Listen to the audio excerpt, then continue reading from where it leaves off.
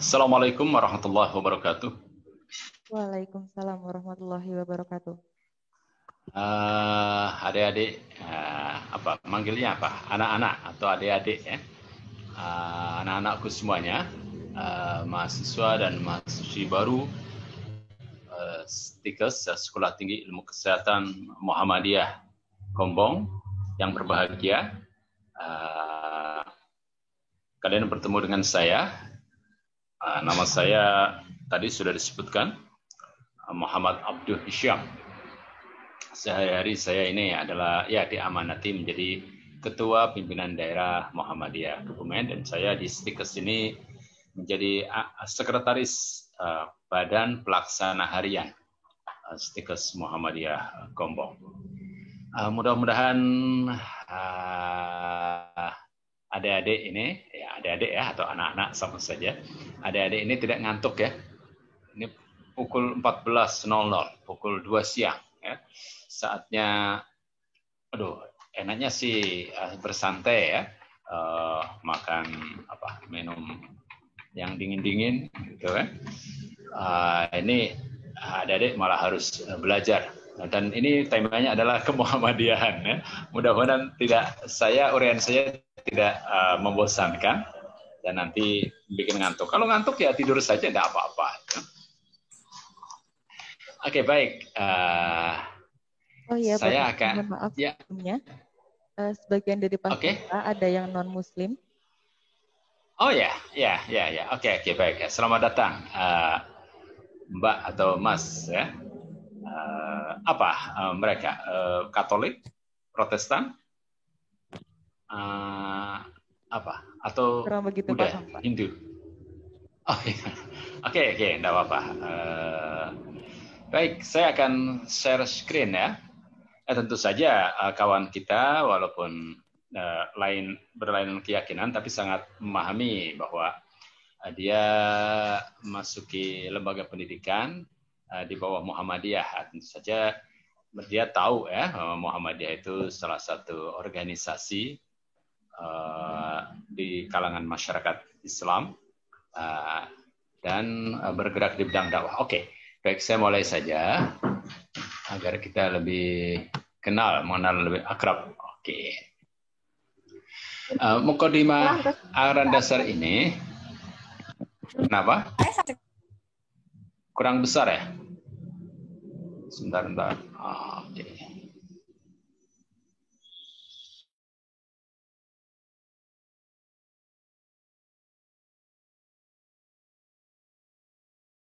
Oke. Sudah masuk suara saya? Bisa terdengar ya suara saya? Oke. Oke, ini mukadimah anggaran dasar. Nggak bisa di full screen ya. Ya. Nggak apa-apa. Mudah-mudahan bisa di... ya. Yes. Oke. Ya. Mukadimah anggaran dasar Muhammadiyah. Nah, mukadimah ini anggaran dasar itu kan semacam statuta bagi organisasi Muhammadiyah. Nah, dalam anggaran dasar ini ringkasannya itu pertama adalah tentang tauhid ya, bahwa kita manusia harus hidup ini berdasar tauhid, ibadah dan taat kepada Allah, kepada Tuhan yang Maha Esa. Sama dengan sila yang pertama pada Pancasila ya, berketuhanan yang Maha Esa. Kemudian yang kedua adalah kita ini, manusia ini harus hidup bermasyarakat, karena hidup bermasyarakat itu adalah sunnatullah. Ini poin-poinnya ada 6, saya bacakan terlebih dahulu. Nah, kemudian yang ketiga, mematuhi ajaran agama Islam ya, dengan keyakinan bahwa ajaran Islam itu satu-satunya landasan kepribadian dan ketertiban bersama untuk kebahagiaan dunia dan akhirat. Sebagai pemeluk Islam, tentu saja Dia itu harus mematuhi ajaran agamanya dengan keyakinan bahwa memang ajaran ini yang diturunkan oleh Allah dan juga dibawa oleh Nabi Muhammad SAW merupakan landasan kepribadian untuk ketertiban bersama agar kita mendapatkan kehidupan di dunia dan di akhirat secara material dan juga spiritual. Kemudian yang keempat adalah berdakwah atau menegakkan dan menjunjung tinggi agama Islam dalam masyarakat adalah kewajiban. Adalah kewajiban sebagai ibadah kepada Allah dan Islam. Ihsan kepada kemanusiaan. Oke, sebentar. Ini ya. Harus saya ganti ini. Adalah kewajiban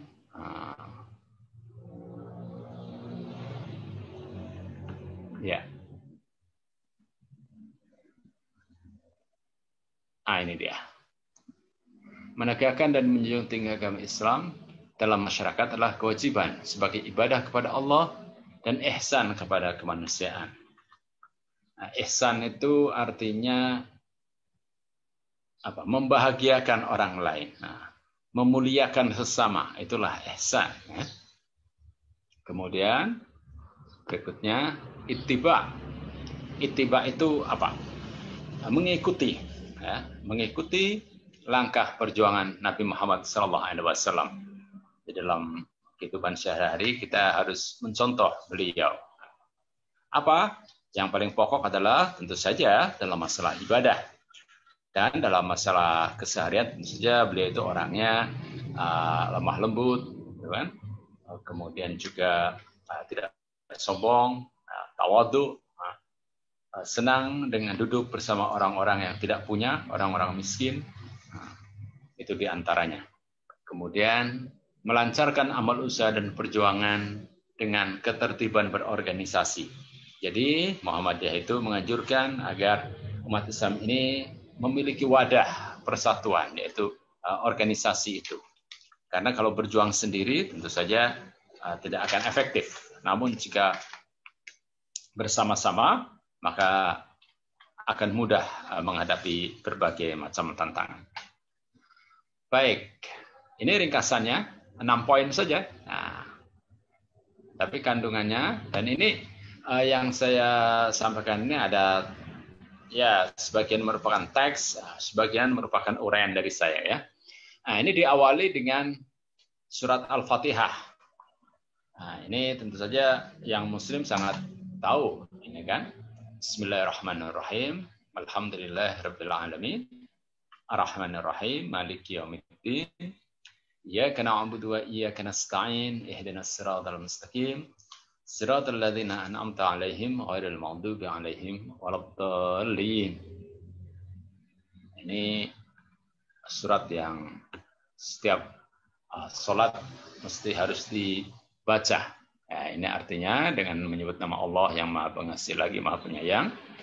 Segala puji bagi Allah yang mengasuh alam, yang Maha Pemurah lagi Maha Penyayang, yang menguasai hari kemudian.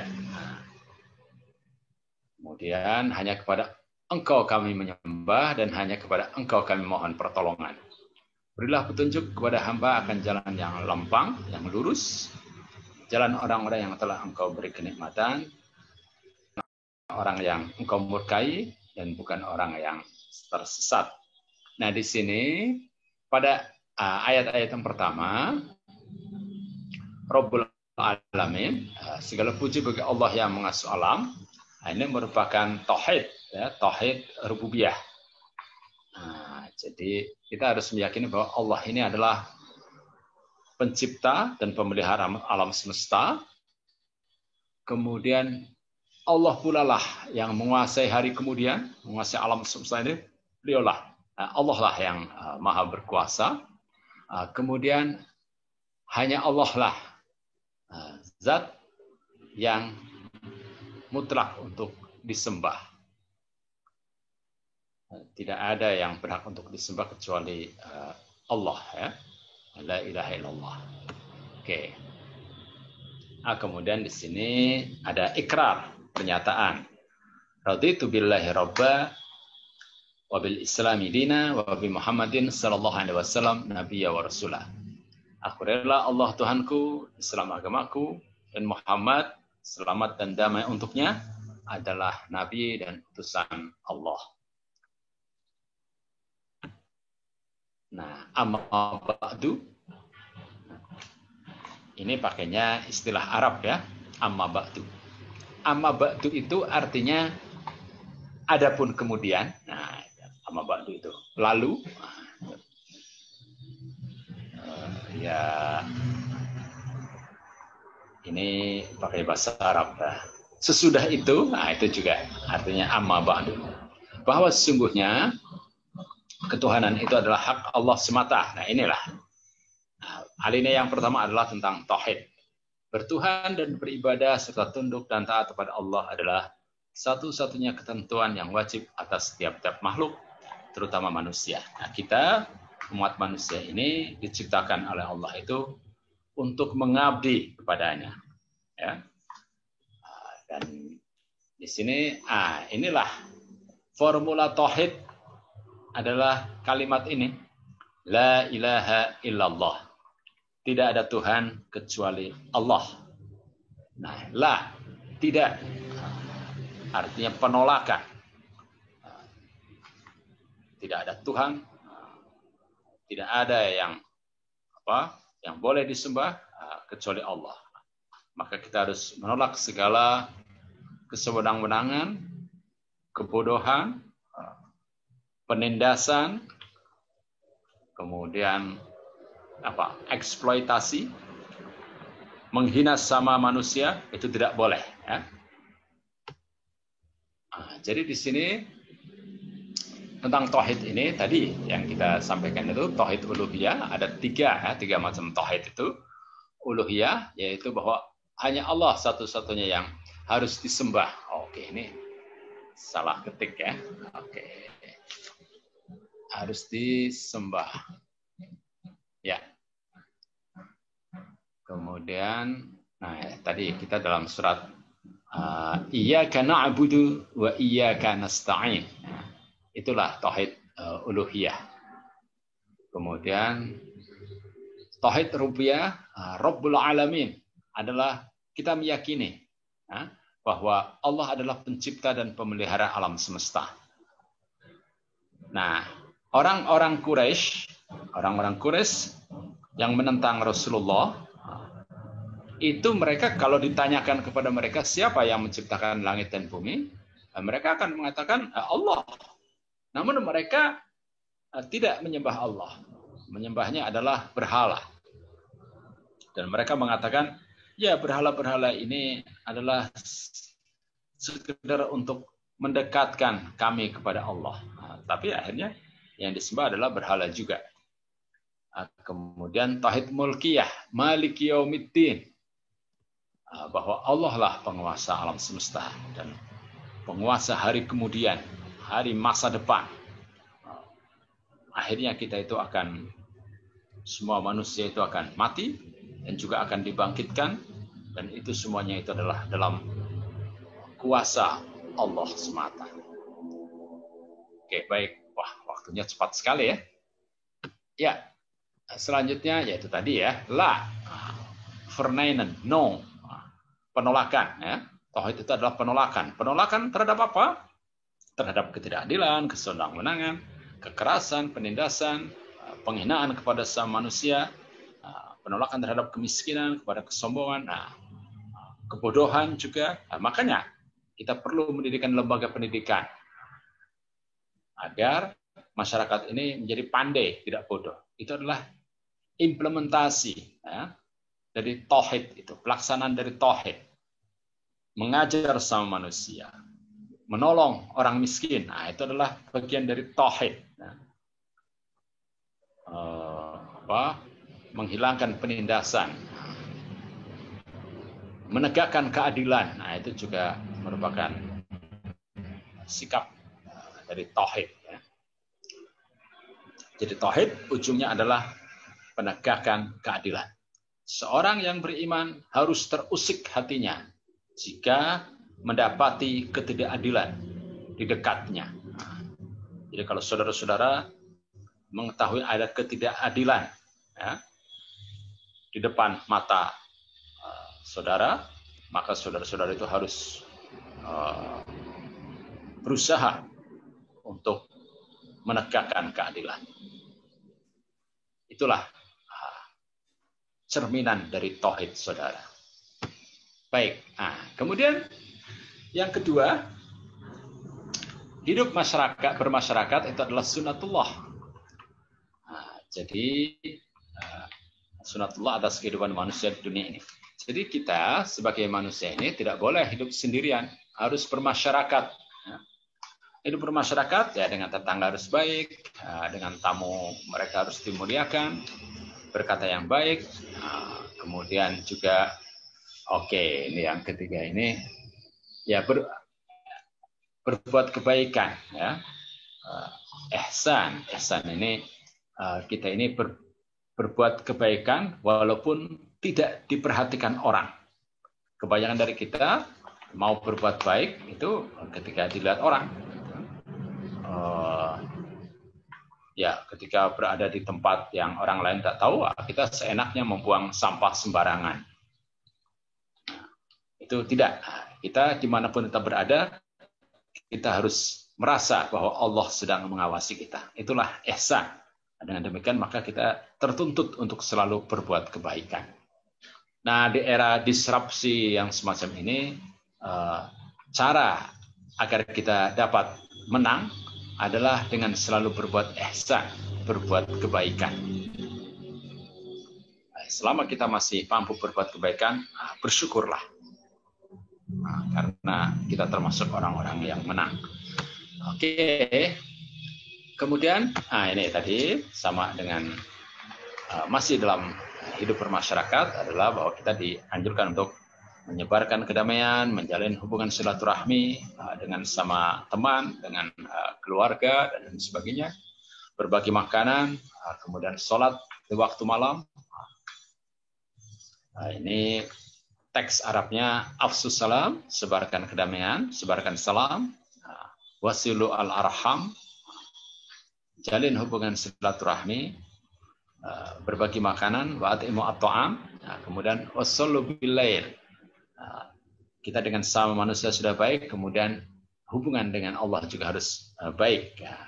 Saat orang lain tertidur, kita bangun untuk melaksanakan sholat. Itu luar biasa ya. Ya dicoba saja. Memang berat ya, ngantuk dan lain sebagainya. Baik. Kemudian yang ketiga bahwa masyarakat yang sejahtera, aman, damai, makmur, dan bahagia hanyalah dapat diwujudkan di atas keadilan, kejujuran, persaudaraan, dan gotong royong. Bertolong-tolongan dengan bersendikan hukum Allah yang sebenar-benarnya, lepas dari pengaruh setan dan hawa nafsu. Nah, jika kita masyarakat Indonesia ingin sejahtera, aman, damai, makmur, dan bahagia, maka harus saling tolong-menolong, harus menegakkan keadilan, bersikap jujur, harus menganggap yang lain sebagai saudara. Hal-hal yang sangat universal ya. Kita semua sudah paham bagaimana kita ini harus bersyukur ya di Indonesia, dari Sabang sampai Merauke dengan berbagai macam suku, agama, bahasa, warna kulit, rambut, jenis rambut juga beda. Ada yang rambutnya keriting, ada yang rambutnya lurus, ya. Tapi kita satu bangsa, itu kan?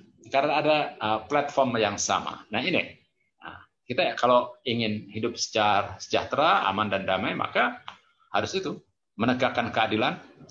Jika ada ketidakadilan menimpa saudara-saudara kita di Papua, maka walaupun kita jauh di sini di Jawa, kita harus berteriak membela mereka-mereka yang diperlakukan tidak adil dan berusaha agar menegakkan keadilan.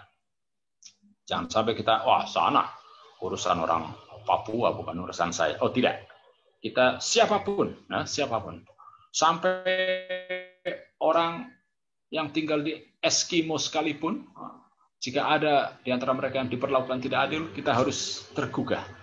Itulah tauhid. Ya. Oke, kemudian, nah, agama Allah yang dibawa dan diajarkan oleh sekalian Nabi yang bijaksana dan berjiwa suci adalah satu-satunya pokok hukum dalam masyarakat yang utama dan sebaik-baiknya. Menjunjung tinggi hukum Allah lebih daripada hukum yang manapun juga adalah kewajiban mutlak bagi tiap orang yang mengaku bertuhan kepada Allah. Nah, jadi ajaran yang kita ikuti itu sudah ditunjukkan oleh para nabi sejak Nabi Adam sampai Nabi Muhammad SAW. Dan mereka itu adalah pembawa hukum yang suci demi menciptakan ketertiban dan keteraturan masyarakat. Ya. Para nabi itu kita dalam agama kita tidak boleh membeda-bedakan. Kita juga mengimani Nabi Ibrahim, bapak para nabi, Nabi Yakub, bapak kaum Bani Israel, Nabi Musa, penyebar agama Yahudi, kemudian Nabi Isa, Yesus. Kita juga mengimani, kitab Taurat dan juga kitab Injil, dan kita dianjurkan juga untuk membaca kedua kitab itu dan mengikuti ajaran yang ada dalam kitab tersebut. Karena itu adalah konsekuensi dari mengimani kitab Injil dan juga kitab Taurat. Bahkan kitab suci yang lain seperti Upanishad, ya, Tripitaka, Bhagavad Gita, itu adalah kitab-kitab suci. Atau Tao Te Ching, ya, kitab yang jadi pegangan orang-orang Konghucu dari Cina itu di pusat-pusat kajian Islam di Iran itu dipelajari, dan itu merupakan sebuah ajaran yang sangat mulia. Dan orang seperti pembaharu seperti Rashid Ridho dalam tafsirnya yang terkenal, tafsir Al-Manar, itu mengatakan bahwa dari setiap tempat itu Allah mengirimkan para nabi. Jadi mungkin saja Siddhartha Gautama itu juga nabi, ya. Kemudian Konghucu itu adalah nabi juga, gitu kan? Karena yang diajarkan itu adalah semuanya adalah kebaikan, agar manusia itu menganggap yang lainnya itu sebagai saudara. Oke, baik. Kemudian agama Islam adalah agama Allah yang dibawakan oleh sekalian nabi. Tadi saya sudah menguraikan sebelumnya, ya. Sejak Nabi Adam sampai Nabi Muhammad SAW, dan diajarkan kepada umatnya masing-masing untuk mendapatkan hidup bahagia dunia dan akhirat. Jadi apa-apa yang dibawakan oleh Nabi, baik Nabi Ibrahim, Nabi Musa, Nabi Isa, itu adalah Islam, kedamaian. Islam sendiri adalah damai, artinya adalah damai, kepasrahan, pasrah kepada Allah semata. Jadi kita dalam hidup ini harus memasrahkan segalanya kepada Allah. Jangan sampai kita terikat kepada hal-hal yang sifatnya materi. Ya. Kita kehilangan motor, kehilangan handphone aja, waduh, rasanya seperti mau kiamat gitu kan. Padahal itu biasa saja, ya sudah, kalau hilang ya dicari, kalau nggak ketemu ya sudah, gitu kan, beli yang baru, selesai, gitu kan. Tidak usah kita kemudian kepikir itu banyak sekali itu saya itu foto-foto apa, gitu. Ya kalau fotonya bagus, kalau jelek. Oke. Nah, jadi agama Islam adalah agama Allah yang dibawa oleh sekalian nabi, ya. Jadi mereka itu membawa kedamaian, membawa Islam, membawa perintah tauhid. Nabi Isa, Yesus, itu yang diajarkan adalah tauhid. Ya. Maka dalam Injil itu ada ayat, ya.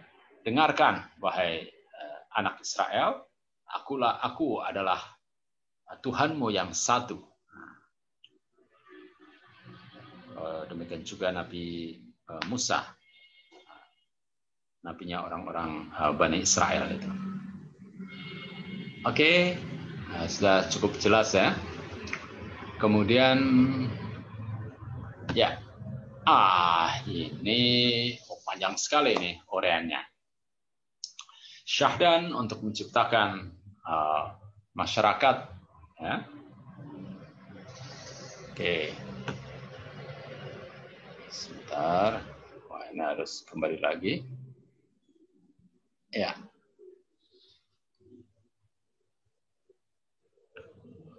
Nah, ini masyarakat yang bahagia dan sentosa sebagai yang tersebut di atas itu. Tiap-tiap orang, terutama umat Islam, umat yang percaya akan Allah dan hari kemudian, wajib mengikuti jejak sekalian Nabi yang suci. Beribadah kepada Allah dan berusaha sekiat-kiatnya mengumpulkan segala kekuatan dan menggunakannya untuk menjelmakan masyarakat itu di dunia ini. Dengan niat yang murni, tulus, dan ikhlas karena Allah semata-mata dan hanya mengharapkan karunia Allah dan ridhonya belaka, serta mempunyai rasa tanggung jawab di hadapan Allah atas segala perbuatannya. Lagi pula harus sabar dan tawakal, tabah hati menghadapi segala kesukaran atau kesulitan yang menimpa dirinya atau rintangan yang menghalangi pekerjaannya dengan penuh pengharapan, perlindungan, dan pertolongan Allah yang Maha Kuasa. Kita ini, ya hidup ini harus, ya, karena kita adalah umat yang percaya kepada Allah dan hari kemudian, maka wajib mengikuti jejak sekalian Nabi yang suci. Apa itu? Yaitu beribadah kepada Allah, berusaha sekiat-kiatnya, mengumpulkan segala kekuatan dan menggunakannya untuk menjelmakan masyarakat itu di dunia ini. Kita harus mewujudkan masyarakat yang baik, yang sejahtera di dunia ini. Kita semua ini adalah wakil Allah di atas bumi. Nah, tentu saja semuanya itu harus dilakukan dengan tulus dan ikhlas karena Allah semata dan hanya mengharapkan karunia Allah dan ridhonya belaka. Wa ma li ahadin indahu min ni'matin tujzah, serta mempunyai tanggung jawab di hadirat Allah atas segala perbuatannya. Jadi kita dalam beribadah, dalam pekerjaan harus ikhlas, tawakal, sabar. Jika ada musibah, ya ayo kita hadapi. Ini adik-adik semuanya nanti dalam perkuliahan juga ya kadang-kadang menghadapi kesulitan, ayo bersabarlah ya. Mencari ilmu ini juga merupakan perjuangan. Ya. Harus berkorban, dan harus fokus, kuasai ilmu pengetahuan dengan sebaik-baiknya. Ya, kemudian, saya berbesar aja ya. Ya, nah untuk melaksanakan terwujudnya masyarakat yang demikian itu, maka dengan adanya firman Allah dalam surat Ali Imran ayat 104, wal takum minkum ummatun yad'una ilal khair wa ya'muruna bil ma'ruf wa yanhauna 'anil munkar wa ulaika humul muflihun. Dan hendaklah di antara kamu segolongan umat yang menyeru kepada kebajikan, menyuruh kepada yang ma'ruf dan mencegah dari yang mungkar. Merekalah orang-orang yang beruntung. Jadi ada perintah dalam Al-Quran bahwa kita ini hendaknya ada sekelompok orang yang selalu berusaha mengajak kepada kebaikan, ya, mencegah yang mungkar. Dan mereka itulah orang-orang yang beruntung.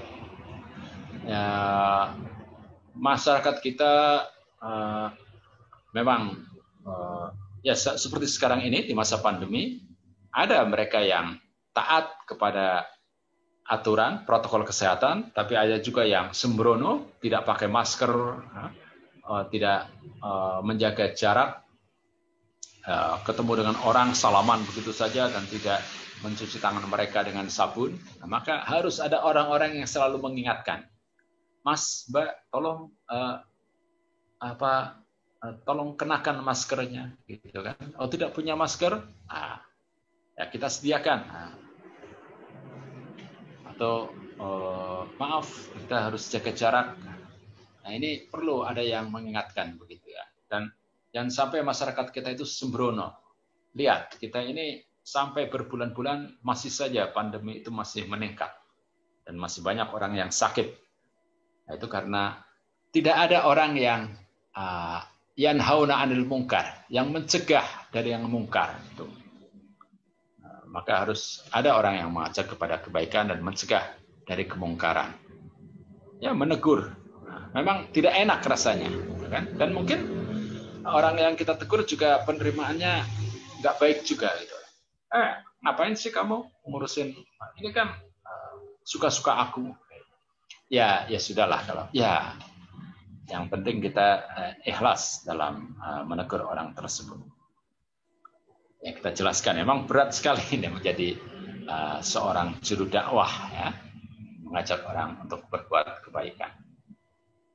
Oke, baik. Nah, kemudian pada tanggal 18 November ya, 1912 oleh almarhum Ki Haji Ahmad Dahlan didirikan. Ini berkesesuaian dengan tanggal 8 Dzulhijjah ya. 8 Dzulhijjah. Nah, didirikan sebuah persyarikatan sebagai gerakan Islam dengan nama Muhammadiyah yang disusun dengan majelis-majelis bagian-bagiannya mengikuti peredaran zaman serta berdasarkan syura. Syura itu artinya musyawarah yang dipimpin oleh hikmah, kebijaksanaan dalam permusyawaratan atau muktamar. Jadi di Muhammadiyah itu ada majelis-majelis bagian-bagian yang masing-masing bertugas sesuai bidangnya. Ada bagian pendidikan, majelis pendidikan, ada majelis kesehatan, majelis santunan untuk anak-anak yatim, dan lain sebagainya. Nah, kemudian semuanya itu perlu untuk menunaikan kewajiban, mengamalkan perintah-perintah Allah, dan mengikuti sunnah Rasulnya, Nabi Muhammad SAW, guna mendapatkan karunia dan ridhonya di dunia dan akhirat. Dan untuk mencapai masyarakat yang sentosa dan bahagia, disertai nikmat dan rahmat Allah yang melimpah-limpah, sehingga menjadi merupakan baldatun thayyibatun wa rabbun ghafur, suatu negara yang indah, bersih, suci dan makmur di bawah perlindungan Tuhan yang Maha Pengampun. Nah, cita-cita kita ini adalah bagaimana agar Indonesia ini menjadi ini tadi, baldatun thayyibatun wa rabbun ghafur. Caranya bagaimana? Ya dengan item-item yang 6 yang tadi kita bahas. Maka dengan Muhammadiyah ini mudah-mudahan umat Islam dapatlah diantarkan ke pintu gerbang surga Jannatul Naim dengan keridhaan Allah yang Rahman dan Rahim. Nah, dengan ajaran Muhammadiyah ini mudah-mudahan umat Islam dapat diantar ke pintu gerbang surga.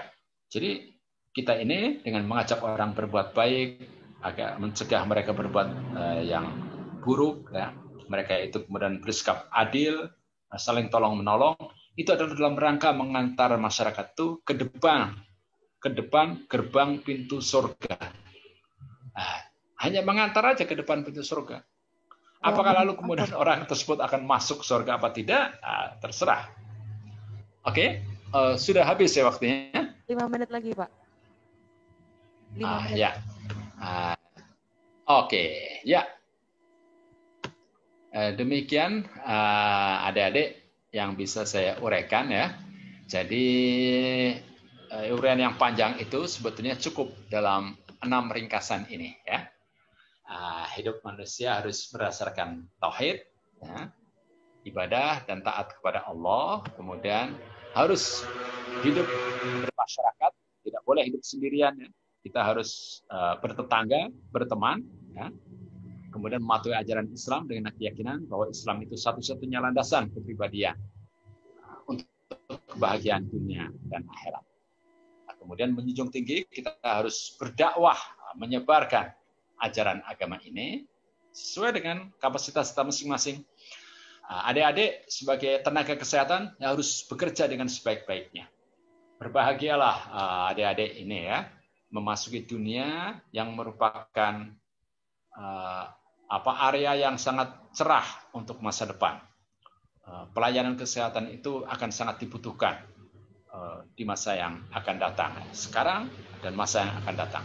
Semakin sejahtera suatu masyarakat, semakin mereka itu ingin mendapatkan layanan kesehatan yang baik. Maka prospeknya luar biasa cerahnya. Kemudian kita harus mengikuti langkah perjuangan Nabi Muhammad SAW dan kita melancarkan amal usaha dan perjuangan itu dengan organisasi. Jadi kita harus senang berorganisasi. Sama para pendiri negara ini, kebangkitan nasionalisme Indonesia, semangat kebangsaan Indonesia adalah diawali dengan mereka-mereka yang sadar akan organisasi. Ada Perhimpunan Indonesia, Indonesisch Vergadering, yang diantara eksponennya adalah Bung Hatta, kemudian ada Bung Budi Utomo, ada Sarekat Islam, kemudian ada Muhammadiyah. Ini karena dengan berorganisasi inilah maka kemudian amanat untuk menegakkan keadilan, memperjuangkan agar masyarakat ini pandai, mendidik masyarakat, itu akan menjadi mudah. Demikian yang bisa saya sampaikan untuk materi Muqaddimah Anggaran Dasar Muhammadiyah. Barangkali ada yang ingin bertanya, silakan.